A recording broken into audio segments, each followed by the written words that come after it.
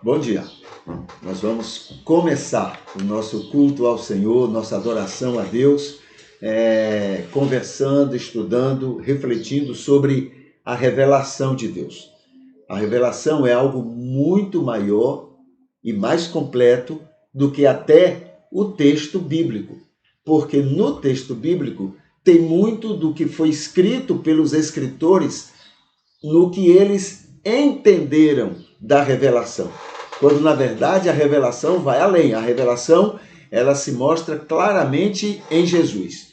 Assim quer dizer o seguinte: tudo na Bíblia, em qualquer lugar da Bíblia, tudo que coincidir, que for coerente com o ensino de Jesus, isto é de Deus, é palavra de Deus, é a revelação de Deus. Tudo na Bíblia, qualquer lugar da Bíblia, que alguma coisa for contrário ao ensino de Jesus, então isso aí não é de Deus. É de quem escreveu, é da boa intenção, é da cultura da época, é do entendimento de Moisés, né? Moisés entendeu coisas esquisitas sobre Deus. Jesus consertou muita coisa diretamente e indiretamente. Diretamente, ele falou que não matarás não é simplesmente matar, mas só em guardar rancor, ódio contra alguém. Você já está quebrando essa orientação. Jesus foi além. Jesus não mostrou que muita coisa que Moisés entendeu não era realmente a inspiração, não era realmente a palavra de Deus. Tá bom? Então, Jesus é que é o padrão para a gente entender na Bíblia o que é de Deus e o que não é de Deus.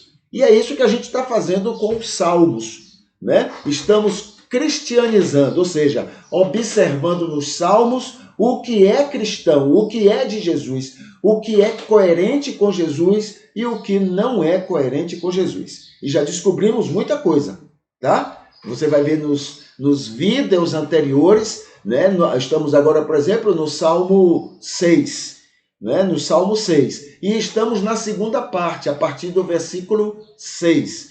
Você vai ver que nos versículos anteriores, nos salmos anteriores, a gente viu muita coisa coerente com Jesus, mas muito mais coisas incoerentes, fora do ensino de Jesus. Então não eram de Deus, era do coração bem intencionado dos salmistas. Tá bom? Então vamos aqui no versículo 6, vamos ver o que é que o salmista canta, né? E que a gente pode analisar, né, nesse canto do salmista. Ele diz assim: já estou cansado do meu gemido. Senhor Deus, já estou cansado do meu gemido. Toda noite inundo a minha cama com minhas lágrimas, molho o meu leito todos os dias. Meus olhos estão desolados de mágoa. Tem se envelhecido por causa de todos os meus adversários. Sai para longe de mim, todos vós praticantes de maldade, porque o Senhor já ouviu a voz do meu choro. O Senhor tem ouvido a minha súplica. O Senhor aceitará a minha oração. Todos os meus inimigos se envergonharão e ficarão muito perturbados. Voltarão para trás e repentinamente se envergonharão. Então essa é a palavra, é a oração do salmista. Olha, muita coisa aqui não tem nada a ver com Jesus. Vamos dar uma olhada? Vamos ver. Primeiro vamos falar do que é coerente, né? Esteja coerente com o ensino, a vida e o testemunho de Jesus. Vamos ver aqui. Primeiro, o Senhor já ouviu a minha oração. Sim, falou bonito, salmista. O Senhor já ouviu a minha oração. Isso é verdade. Ele já ouviu desde a fundação do mundo. O salmista falou a verdade. Embora em vários momentos ele demonstra não acreditar nem descansar nisto. Mas, avaliando o que ele disse, aí a gente diz, sim, está coerente com o ensino de Jesus. Jesus nos conhece desde a fundação do mundo.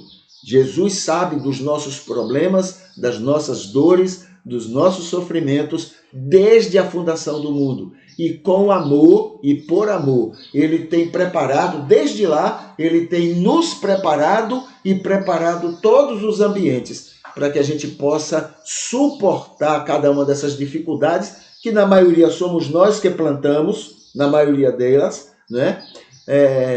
Mas ele nos dá a condição. O texto bíblico mesmo diz, né? Paulo diz que ele não permite que o sofrimento, as aflições venham além do que podemos suportar. E quando vem além do que podemos suportar, ele nos dá as condições para suportarmos de maneira digna, abençoadora.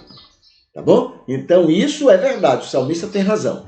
Outra coisa que o salmista falou e que coincide, é coerente com o ensino de Jesus. O Senhor aceita a minha oração. Deus ama todo mundo. Deixa eu botar isso aqui para lembrar do número 2. Deus ama todo mundo, sem nenhuma exceção. Todo mundo. Então ele aceita a oração de qualquer pessoa, com o máximo carinho que ele pode dar a cada oração. E o salmista tem razão. O Senhor aceita não só a minha oração, mas a oração de todas as pessoas, sem exceção. Deus não fica perguntando a gente, vem cá, eu aceito dessa pessoa que você não gosta. Não, Deus ama essas pessoas, mesmo aquelas que nos ferem, aquelas que nos entristecem. Entendeu? Terceiro, outra coisa coerente, né, com o ensino de Jesus. O salmista diz, todos meus inimigos se envergonharão. Não no sentido de verem o salmista sendo mais protegido e amado por Deus do que eles próprios, né, esses adversários, mas pelo testemunho pessoal do salmista em relação a eles. Pois quanto mais se está perto de Deus, menos inimigos a pessoa tem ou considera como inimigos. Então, eles vão se envergonhar, não é porque eu sou mais protegido do que eles, não é porque Deus me ama mais do que ama eles, não é por isso. Eles vão se envergonhar pela maneira como eu, comprometido com Jesus, sob a direção do Espírito, o meu testemunho em relação à maneira como eles agem comigo. Eles agem de maneira dura, mas eu vou agir de maneira amorosa. É nesse sentido que haverá essa vergonha. Tá bom? Não é? Eles serão tão amados e protegidos quanto eu. Mas a minha postura, o meu testemunho, o fato de estar guiado, confiado no Espírito, vai fazer com que eu tenha uma atitude diferente para lidar com eles, para conviver com eles e para ser bênção a eles, apesar de tudo que estão fazendo ou sendo. Entendeu? Então vão se envergonhar nesse sentido e não porque eles vão sentir que nós somos mais amados e protegidos por Deus e eles não. Isso não tem sentido para o Deus que Jesus pregou em sua vida e em seu ensino. Tá bom? Agora, as coisas que não, no texto desse Salmo 6, não são coerentes com Jesus. Aqui eu tenho pelo menos 6 aspectos que eu vou chamar a atenção. O primeiro aspecto, a primeira palavra do salmista que não é coerente com o ensino de Jesus, ele diz assim, já estou cansado do meu gemido. O salmista não tem descansado, vive angustiado, amedrontado, não confia em Deus, pois o Deus que Moisés entendeu não era realmente confiável. Era um Deus de momento. Uma hora ele estava disponível, outra hora ele estava zangado no canto distante do povo. Esse era o Deus que Moisés entendeu, né? Esse não era o Deus que Jesus pregava. Percebe? Então ele diz assim, estou cansado do meu gemido, eu tenho que gemer. E o Deus não dá a mínima para o meu gemido. Isso é incoerente com Jesus. O nosso Deus, não espera nosso gemido. A gente geme porque a gente é criancinha demais. Mas a gente sabe que Ele sabe cuidar da gente e que Ele está pronto, atuando, nos amando, né? Nos protegendo. Então não tem por que gemer. Segunda palavra do salmista, que é incoerente com o ensino de Jesus. Toda noite inundo minha cama de lágrimas. Toda noite eu passo a noite chorando. Chorando. Isso é depressão. Isso é angústia, tristeza profunda. A noite toda chorando, né? Falta de esperança. Não conhecia nada sobre o Deus de Jesus, o Deus confiável. Não descansava. Chorava, chorava, chorava. Aí ele volta a dizer, estou cansado do meu gemido, Senhor. Isso não é, ele não está falando para o Deus de Jesus. É para o Deus de Moisés. Ele não descansava. Ele tinha uma angústia profunda. Não tem a ver com o Deus de Jesus. Tá bom? Terceiro, meus olhos desolados de mágoa. Olha só, meus olhos desolados de mágoa. Mágoa contra Deus. Decepcionado, amargurado, sofrido em esperar ao Senhor. Deus para ele era indiferente a ele e aos seus sofrimentos. Está muito longe do Deus de Jesus. Muito longe. Nada a ver com Jesus. Meus olhos desolados de mágoa.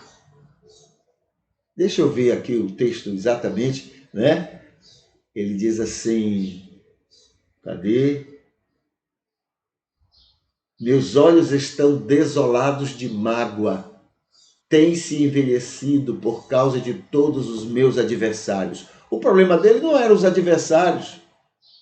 O problema dele era a falta de confiança em Deus. Esse era o problema dele. A razão da mágoa dele era porque Deus não o protegia, ou pelo menos ele não acreditava que isso acontecia.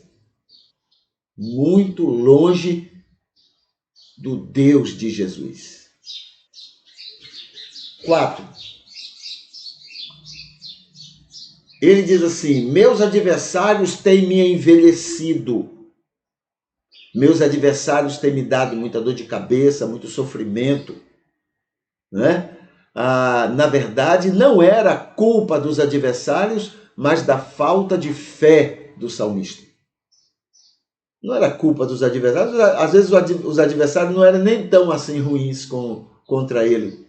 Mas ele percebia, entendia, porque ele se sentia só. Ele não se sentia protegido. Ele não se sentia guiado por Deus. Entendeu? Deixa eu fazer aqui uma diferença desse espírito, dessa atitude do salmista com aquilo que a gente viu inicialmente que seria positivo em relação a Deus. Veja só. Ele diz assim, o Senhor já ouviu a minha oração.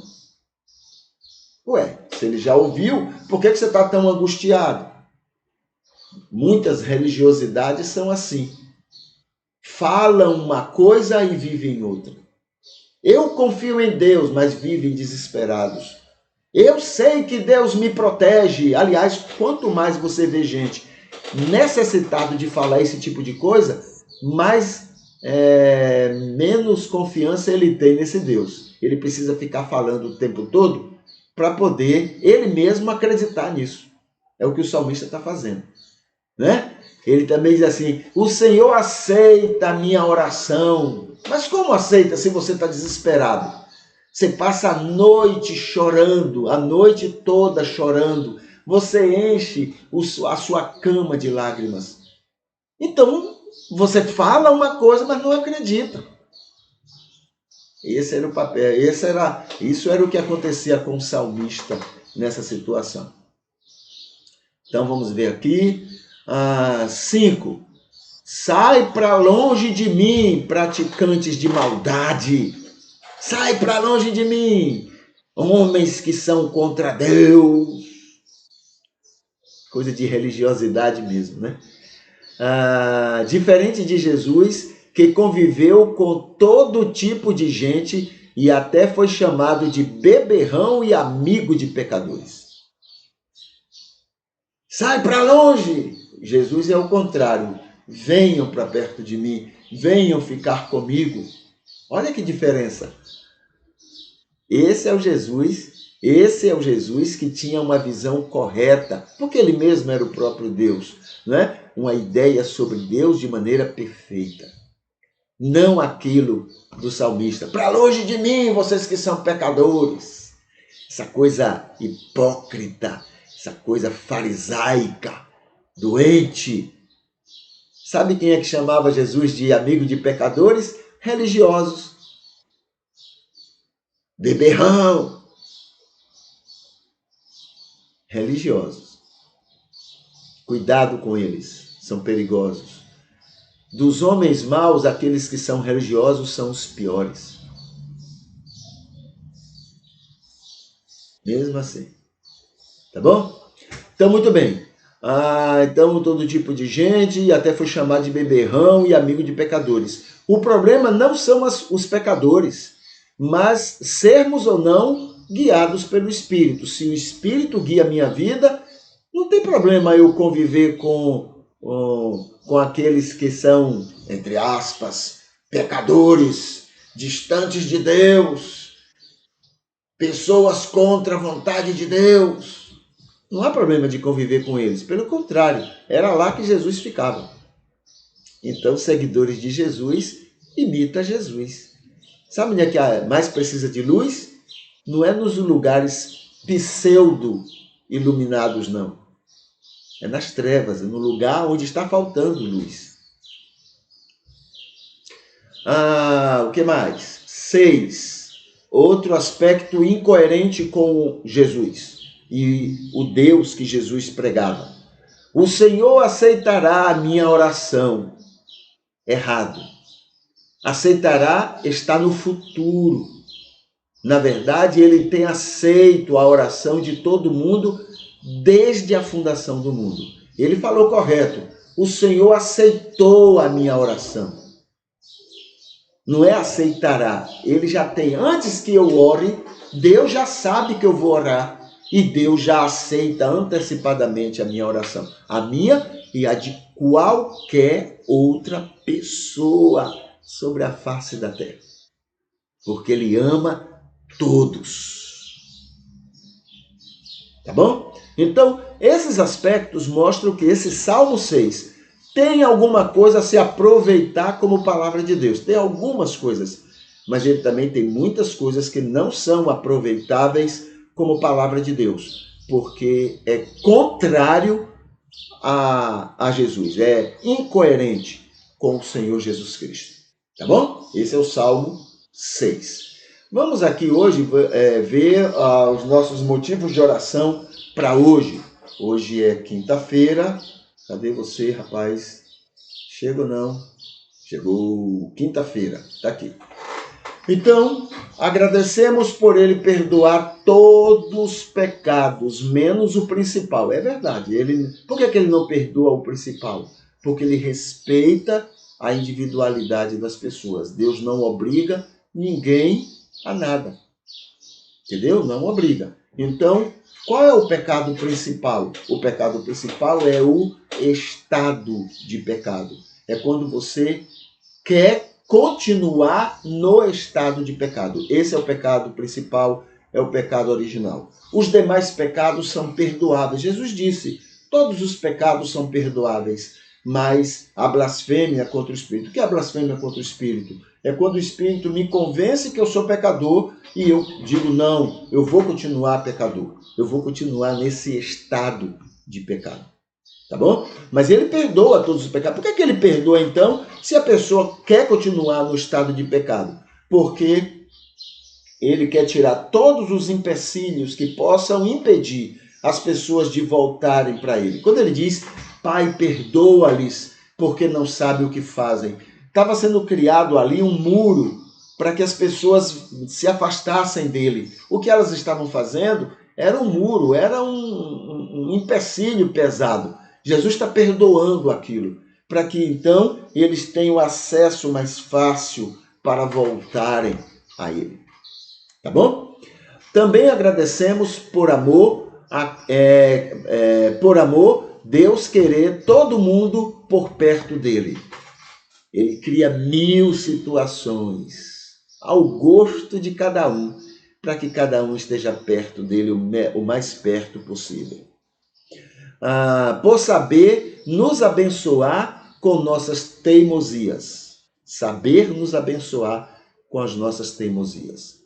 Agradecemos também pelos que cultuam sempre conosco. Agradecemos também pelos aniversariantes de hoje, pelos cuidados com enfermos e desprotegidos. Pedimos, por favor, nos faça mais sal e luz para todo mundo, sem exceção. Pedimos, por favor, tira toda a nossa intolerância contra pessoas. Pedimos, por favor, nos faça amar todo mundo ao nosso redor. Pedimos, por favor, que nossa vida não atrapalhe pessoas ao perdão de Deus. Pedimos também, faça-nos atuantes contra a fome e a pobreza. Que a gente pare de ficar bajulando ricos e a gente chore, se preocupe com a pobreza. O número é muitas vezes maior do que ricos. Não estou falando de classe média não, tá? Estou falando de ricos. Faça-nos amigos dos que sofrem intolerâncias. Pedimos também, usa-nos para fazer este mundo um lugar mais feliz. Que Ele nos use para isto. E aí agradecemos. Obrigado, Senhor, em nome de Jesus. Amém. Tá bom?